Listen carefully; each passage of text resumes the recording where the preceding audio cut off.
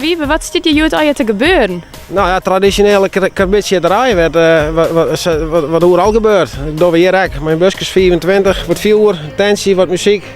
Vrije piraten wordt altijd goed naar luisteren. En zo maken ze er een mooi eind aan. Zo doen we dat.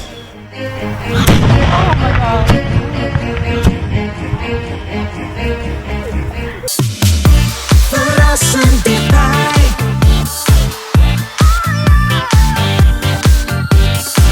RTV NOS.